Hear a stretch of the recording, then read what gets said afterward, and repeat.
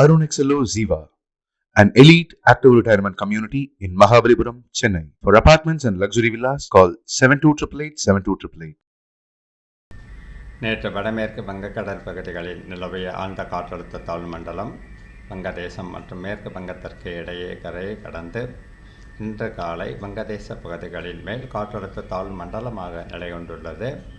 இது தொடர்ந்து வடகிழக்கு திசையில் நகர்ந்து அடுத்த 12 மணி நேரத்தில் ஆழ்ந்த காற்றழுத்த தாழ்வு பகுதியாக வலுக்குறையக்கூடும்.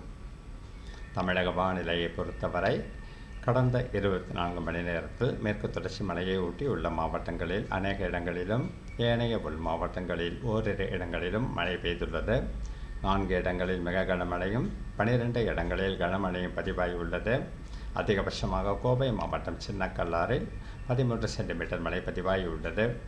வானிலை முன்னறிவிப்பை பொறுத்தவரை தமிழகம், புதுவை மற்றும் காரைக்கால் பகுதிகளில் அடுத்த 24 மணி நேரத்திற்கு ஒரு சில இடங்களிலும், நாளை முதல் அடுத்த 4 நாட்களுக்கு ஓரிரு இடங்களிலும் லேசானது முதல் மிதமான வரை மழைக்கு வாய்ப்புள்ளது.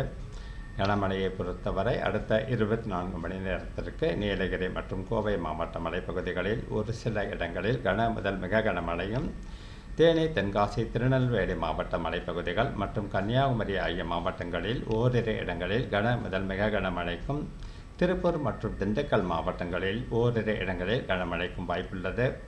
நாளை 31ஆம் தேதியன்று நீலகிரி மற்றும் கோவை மாவட்ட மலைப்பகுதிகள் மற்றும் தேனி, தென்காசி, திருநெல்வேலி மற்றும் கன்னியாகுமரி ஆகிய மாவட்டங்களில் ஓரிரு இடங்களில் கனமழைக்கு வாய்ப்புள்ளது.